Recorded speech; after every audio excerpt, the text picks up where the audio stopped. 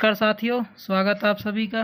देखिए, आज हमने जो टेस्ट लिया था इसका पहला क्वेश्चन, भारत में राफेल जेट फाइटर है जो जेट विमान किस देश से खरीद रहा है। तो इसका जो करेक्ट आंसर होगा वो होगा फ्रांस से। नेक्स्ट क्वेश्चन देखिए, बीबी का मकबरा कहाँ पर स्थित है। तो बीबी का मकबरा औरंगजेब द्वारा औरंगाबाद में बनवाया गया था। और शेर शाह का मकबरा पूछता तो आंसर होता सासाराम। ओपेक का मुख्यालय कहाँ पर है। तो ओपेक का मुख्यालय वियना में है। वायुयान कहाँ उड़ते हैं। तो वायुयान है जो समताप मंडल में उड़ते हैं। इंडिया डिवाइडेड पुस्तक किसने लिखी। इंडिया डिवाइडेड पुस्तक राजेंद्र प्रसाद ने लिखी। इनमें से किसे डंप गैस के नाम से जाना जाता है। डंप गैस होता है जो ज़मीन के नीचे कूड़े कचरे के दबाने से बनती है। तो जब कूड़े कचरे को नीचे ज़मीन में दबाया जाता है तो वहाँ से मीथेन गैस बनती है और मीथेन का फॉर्मूला होता है CH4। कौन सा एक कृत्रिम पारितंत्र इकोसिस्टम का हिस्सा है। तो जो तालाब है ये भी हमारा नेचुरल रिसोर्स है और जो फॉरेस्ट होते हैं वन वो भी नेचुरल रिसोर्स है, लेकिन इसने पूछा है कृत्रिम आर्टिफिशियल जो फॉर्म है। ऑप्शन बी इसका करेक्ट आंसर होगा जो कि एक कृत्रिम पारितंत्र है। नेक्स्ट क्वेश्चन देखिए, किस वर्ण रक्त के व्यक्ति को सर्वदाता कहा जाता है। तो इसका जो करेक्ट आंसर होगा वो होगा O नेगेटिव। O के साथ ध्यान रखना नेगेटिव भी आएगा। भारत की 17वीं लोकसभा स्पीकर कौन है। तो ये राजस्थान से ओम बिरला। दादा साहब फाल्के पुरस्कार किस क्षेत्र में दिया जाता है। तो दादा साहब फाल्के पुरस्कार फिल्म के क्षेत्र में दिया जाता है। कौन सा अंग मानव शरीर में मूत्र संग्रह करता है। तो इसमें करेक्ट ऑप्शन होगा वृक्क, किडनी जिसको इंग्लिश में बोला जाता है। कौन से शहर में सूर्य की किरणें दोपहर के समय कभी भी बिल्कुल ठीक सीधी नहीं पड़ती है। तो ये आपको क्वेश्चन इस तरीके से समझना है। तो जैसे ही हम देखेंगे अपने नक्शे के अंदर, यहाँ पर हमारा ये इस तरीके से नीचे दक्षिण भारत का हिस्सा है, यहाँ पर ये श्रीलंका है। तो जब सूर्य जब दोपहर को आएगा इस वाली पोजीशन पर 12 बजे, तो यहाँ पर हमारा कर्नाटक है, ठीक है, ये केरल है, कर्नाटक, फिर यहाँ पर गोवा है और ये कर्नाटक है इतना हिस्सा, फिर ये मुंबई है और इधर ये तमिलनाडु है। तो इसमें जब हम ऑप्शंस की तरफ देखते हैं तो इसने पूछा है कि सूर्य है जो उसकी किरणें दोपहर के समय बिल्कुल सीधी नहीं पड़ती है। तो इन सभी पर क्या बिल्कुल सीधी की सीधी जाएंगी, लेकिन जो नई दिल्ली है यहाँ पर जाके ऊपर नॉर्थ इंडिया में, तो यहाँ पर कभी भी सीधी नहीं पड़ेगी। तो इसका जो करेक्ट आंसर होगा वो होगा हमारा नई दिल्ली। अगला क्वेश्चन देखिए, भारतीय संविधान में मौलिक अधिकार की अवधारणा कहाँ से ली गई है। तो मौलिक अधिकार हमारे USA अमेरिका से लिए गए हैं। अगला क्वेश्चन देखिए, नमक सत्याग्रह कब शुरू हुआ। तो नमक सत्याग्रह पूछे या दांडी मार्च पूछे तो दोनों का ही आंसर 1930 होगा। अगला क्वेश्चन देखिए, विली विली क्या है। तो विली विली एक तूफान था जो यहाँ पर ऑप्शन बी पावन में सही हो जाएगा। हीमोफोबिया, तो देखो ये जो फोबिया है ये एक प्रीफिक्स की तरह हमारे पास हमेशा यूज होता है, जो कि फोबिया का मतलब होता है डर और हीमो मतलब होता है हीमोग्लोबिन, हम याद रखते हैं ना, हीमोग्लोबिन रक्त में पाया जाता है, तो हीमो मतलब होता है रक्त। तो इसका जो डर होता है वो रक्त से संबंधित होता है। मतलब बहुत से होते हैं ना जिनको खून देखते ही चक्कर आने लगते हैं या डर उनके अंदर बैठ जाता है, तो उसको बोलते हैं हीमोफोबिया। अगला क्वेश्चन देखिए, कौन सा राज्य नेपाल के साथ सीमा साझा नहीं करता है। तो जैसे ही हम इंडिया के नक्शे की तरफ चलते हैं ऐसे यहाँ से, तो यहाँ पर नेपाल है, नेपाल के साथ उत्तर प्रदेश की भी सीमा लगती है, पश्चिम बंगाल की भी लगती है और असम बिहार की भी लगती है। लेकिन असम एक ऐसा स्टेट है जिसकी सीमा नेपाल के साथ नहीं लगती है। तो ऑप्शन ए असम इसका सही आंसर होगा। अगला क्वेश्चन देखिए, प्रोपेन में कितने कार्बन और हाइड्रोजन होते हैं। तो प्रोपेन जो होता है इनका जो जनरल फॉर्मूला होता है, एन वाले जो कार्बोनिक होते हैं हाइड्रोकार्बन, तो इनका जो फॉर्मूला होता है वो होता है जनरल CnH2n+2। तो जैसे हम इथ मिथ प्रोप, प्रोप का मतलब 3 हो गया, तो जैसे हम n की वैल्यू 3 रखेंगे तो H के हाइड्रोजन की वैल्यू क्या हो जाएगी, 3 दूनी 6 और 2 8, कार्बन के 3 हो गए और हाइड्रोजन के 8। तो ऑप्शन 3 8 हमें देखने हैं जो कि ऑप्शन सी में दिए हुए हैं। अगला क्वेश्चन देखिए, हवा में ध्वनि का वेग कितना होता है? तो हवा में ध्वनि का वेग 343 मीटर पर सेकंड होता है। एशियाई सिंगों का घर किसे कहा जाता है? गिर अभयारण्य को कहा जाता है, जो कि गुजरात में स्थित है। 2020 का जो आईपीएल है वो किसने जीता? 2020 का आईपीएल मुंबई इंडियंस ने जीता था। तो ऑप्शन बी करेक्ट आंसर हो जाएगा। भारत में कितने राज्य है? तो भारत में 28 राज्य है और 8 केंद्र शासित प्रदेश है। ब्रोंकाइटिस से प्रभावित होने वाला अंग कौन सा है? तो ब्रोंकाइटिस से प्रभावित होने वाला अंग फेफड़ा है। हेजे के टीके का आविष्कारक कौन है? Robert Koch. खाने वाले नमक का सूत्र होता है, रासायनिक नाम है जो सोडियम क्लोराइड, जिसका साधारण रूप जो होता है NaCl, सोडियम क्लोराइड होता है। जीवाश्म ईंधन का उदाहरण है, जीवाश्म ईंधन होते हैं जो पेड़ पौधों से दबकर बनाए जाते हैं, तो इसमें हो जाएगा कोयला। बिजली करंट को किसमें अभिव्यक्त किया जाता है? तो बिजली करंट को एम्पियर में विभक्त किया जाता है। अगला क्वेश्चन देखिए, ओम का नियम क्या है? तो ओम का नियम जो होता है, हमारे पास फॉर्मूला होता है V=IR। अब इसमें देखो सारे जो हमें रिलेशन दे रखे हैं V और R के बीच में दे रखे हैं, तो हम जैसे यहाँ से I की वैल्यू निकालते हैं हम, तो V तो ऊपर रह जाएगा और R आ जाएगा नीचे, तो फॉर्मूला बन गया V/R, जो कि ऑप्शन ए में दिया हुआ है। तो ऑप्शन ए इसका करेक्ट आंसर होगा। प्रकाश की जो गति है वो सबसे अधिक किस में होती है? तो प्रकाश की गति वायु में सर्वाधिक होती है, और पूछने लग जाए कितनी होती है? 3 × 10⁸ मीटर पर सेकंड होती है। अगला क्वेश्चन देखिए, इनमें से कौन सा बैटरियों में इस्तेमाल नहीं होता है? तो जब हम मोबाइल अपना खोल के देखते हैं पीछे, तो उसमें लिखी होती है ना, लिथियम आयन बैटरी होती है, सीसा की भी होती है और कैडमियम की होती है, लेकिन आर्सेनिक की नहीं होती, और आर्सेनिक इसका क्या हो जाएगा? Correct answer. अगला क्वेश्चन देखिए, ये हमारे रीजनिंग स्टार्ट हो जाती है अब यहाँ से। अगला पद बताना है क्या है? तो देखो इसमें दिया हुआ है 2, 6, 18, 54। तो मैंने देखा सारे के सारे आपस में 3 गुना हो रहे, 2 × 3 = 6, 6 × 3 = 18, 18 × 3 = 54। तो 54 की जब हम 3 से गुना करेंगे तो हमें मिल जाएगा कितना भाई? 4 × 3 = 12 और 3 × 5 = 15 और 1 = 16, 162, जो कि ऑप्शन सी में हमें दिया हुआ है। अगला क्वेश्चन देखिए, ये भी रीजनिंग का ही है। तो यहाँ पर सीरीज बनी हुई है EGIK FILO। तो देखो E के बाद तुरंत की तुरंत F आ गया, G के बाद H छोड़ के I आ गया। तो इस तरीके से हमें चेक करना है। I का देखो नंबर होता है 9, और यहाँ पे J के छोड़ के फिर L आ गया।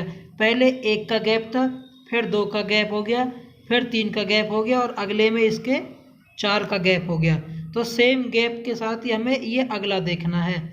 तो जैसे ही हम इसको देखेंगे FHJL, तो इसमें 1 का गैप देंगे तो क्या आ जाएगा भाई? यहाँ पर G। 2 का गैप देंगे तो क्या आ जाएगा? J। 3 का गैप हम देते तो यहाँ पर आ जाएगा M, और 4 का गैप देंगे तो ये P आ जाएगा। तो GJMP, जो कि ऑप्शन ए हमें दे रखा है, बिल्कुल करेक्ट आंसर हो जाएगा। अगला क्वेश्चन देखिए, इनमें से एक अलग छांटना है क्या है? तो ऊनी बनियान है, दस्ताने हैं, गुलीबंद है और निक्कर है। तो देखिए ऊनी बनियान, दस्ताने और गुलीबंद, ये सारे सर्दियों में हमें सर्दी से बचाते हैं। ऊनी बनियान भी, दस्ताने भी और गुलीबंद, लेकिन निक्कर का कोई प्रयोग नहीं होता है, तो इसमें से निक्कर बिल्कुल क्या हो जाएगा? करेक्ट आंसर हो जाएगा। जिस प्रकार वृत्त का संबंध परिधि से है, भाई हमारी वृत्त होती है तो वृत्त की जो लेंथ कहला जाती है उसको हम क्या बोलते हैं? परिधि। तो उसी प्रकार वर्ग का भी परिधि जब हम निकालते हैं तो इसको हम क्या बोलते हैं? लेंथ को परिमाप। तो इसका परिमाप आंसर हो जाएगा। अगला क्वेश्चन देखिए, 1 जनवरी 2003 को अगर सोमवार है तो सीधी सी बात है भाई 1 जनवरी 2004 को भी क्या पड़ेगा हमारे पास? अगर यहाँ पर मंडे है तो यहाँ पर क्या होगा? ट्यूसडे। लेकिन 2004 है जो, ये आ गया लीप वर्ष। तो हमसे पूछा 1 जनवरी 2005 को कौन सा दिन होगा? तो जो अगला दिन वेडनेसडे को होना चाहिए था वो क्या पड़ेगा? अब थर्सडे को। क्यों पड़ेगा थर्सडे को, गुरुवार को? क्योंकि यहाँ पर 2004 है जो, वो लीप वर्ष आ गया। तो इसका जो करेक्ट आंसर होगा वो होगा गुरुवार, थर्सडे। अब देखिए ये हमारे मैथ के क्वेश्चंस है। 4/12 बताना है किसके बराबर होगा। तो 4 में जब हम 12 लिखते हैं तो 4 एकम 4, 4 तिया 12, तो ऊपर वैल्यू आ गई 1 और नीचे आ गई 3। तो ऑप्शन सी 1/3 इसका करेक्ट आंसर होगा। अगला क्वेश्चन देखिए, एक संख्या को 33% बढ़ा देते हैं। हमने कोई ओरिजिनल नंबर है जो वो माना 100, ठीक है भाई, 100 में हमने 33 बढ़ा दिया तो वैल्यू कितनी होगी 133। इस 133 की वैल्यू 798 दे रखी है, तो एक की वैल्यू ये इससे कट गया भाई 6 बार पे, तो हमें 100% की वैल्यू निकालनी, तो गुना में कर देंगे 100, तो आंसर बन जाएगा कितना भाई 600, जो कि ऑप्शन सी में हमें दिया हुआ है। तो 600 इसका करेक्ट आंसर हो जाएगा। अब देखिए जो ये मल्टीप्लिकेशन वाले क्वेश्चन है पॉइंट के, इनका मैं बिल्कुल यहाँ पे सिंपल तरीका सा बता रहा हूँ। यहाँ पर इसमें पॉइंट के बाद देखना दशमलव के कि इसमें कितने अंक है भाई 2, और इसमें दशमलव के बाद कितने अंक है 3, तो 2 अंक इसके हो गए और 3 अंक इसके हो गए, तो टोटल अंक हो गए 5। ऐसा ऑप्शन देखो जिसमें पीछे से 5 अंक छोड़कर पॉइंट लग रहा हो, दशमलव लगा हो, तो ऑप्शन ए भी गलत हो गया, इसमें भी 5 छोड़ के नहीं लगे हो, इसमें 3 छोड़ के लगे हो, इसमें 4, तो ऑप्शन डी ही एक ऐसा ऑप्शन मिल रहा है हमें जिसमें पीछे से 5 अंक छोड़कर दशमलव लगा हुआ है। अगला क्वेश्चन देखिए, दो वृत्तों की त्रिज्याओं का अनुपात दे रखा है, तो परिधि क्या है। देखो त्रिज्या जो होती है वो मीटर या सेंटीमीटर में होती है, और ऐसी जब हम परिधि निकालते हैं सरकमफेरेंस, तो वो भी मीटर और सेंटीमीटर में होती है। तो हम कुछ भी चेंज नहीं कर रहे हैं यूनिट में, तो जब भी यूनिट में चेंज नहीं हो तो अनुपात में भी सेम टू सेम ही होगा। तो ये 3 4 है, तो 3 4 ही इसका आंसर हो जाएगा। नेक्स्ट क्वेश्चन देखिए, एक वस्तु का अंकित मूल्य 20% अधिक कर दिया। इसका मतलब क्या था, जो वैल्यू 100 रुपये की थी वो हमने 20% बढ़ा के अब कितनी होगी 120। अब कह रहा है इस पर ये 20% की छूट दे रहा है, तो 20% की छूट देगा इस पर, तो इसका 20% जब हम निकालते थे इट मीन्स यहाँ पर क्या भाई 24 रुपये की छूट दे दी इसने भाई, 2 जीरो कट गई, 12 दूनी 24, तो 120 रुपये पे जब 24 रुपये जाएंगे तो वो चीज़ अब कितने रुपये में बेची जाएगी 96 रुपये में। थी कितने की वो 100 रुपये की, 100 रुपये की चीज़ अब 96 में जा रही, तो इसको 4% का नुकसान हो गया सीधा सीधा, तो 4% इसका करेक्ट आंसर हो जाएगा, 4% हानि। नेक्स्ट क्वेश्चन देखिए, एक त्रिभुज हमें दिया हुआ है जिसके कोण हमें दे रखे, एक 60 डिग्री का है और एक 30 डिग्री का है। तो जो तीसरा कोण होगा वो इन दोनों कोण के जोड़ में से 180 को घटा देंगे हम, तो 90 घटा देंगे, 60 और 30 90, 180 में से तो ये कितना बच गया 90। और जब भी किसी त्रिभुज में एक कोण 90 डिग्री का आ जाए तो उस कोण को हम क्या बोलते हैं, समकोण बोलते हैं, राइट एंगल ट्रायंगल बोलते हैं। नेक्स्ट क्वेश्चन देखिए, हमें वैल्यू निकालनी है √7 और जमा में 2 अंडर के, और √7 माइनस √2 इनकी गुना करके हमें वैल्यू निकालनी है। तो हमारे पास ये फॉर्मूला बन गया a+b और a-b, जो किसके बराबर होता है a² माइनस b² के। तो जब हम a का स्क्वायर करते हैं तो √7 से तो ये 7 बच गया भाई इधर, और इधर जब हम माइनस लगा देंगे क्योंकि फॉर्मूला में होता है ना a² माइनस b², और b का स्क्वायर करेंगे तो रूट से ये रूट कट जाएगा यहाँ पर, तो अंदर बच जाएगा 2, 7 में से 2 जाएंगे तो वैल्यू कितनी बचेगी 5, जो कि ऑप्शन बी हमें दिया हुआ है, बिल्कुल बी सही करेक्ट आंसर होगा। अगला क्वेश्चन देखिए, एक व्यक्ति कुछ दूरी पैदल चलता 3 किलोमीटर प्रति घंटे की चाल से और शेष दूरी को चलता है 6 किलोमीटर प्रति घंटे की चाल से, कुल दूरी हमें 28 किलोमीटर दे रखी है, तो बताओ समय कितना लगा।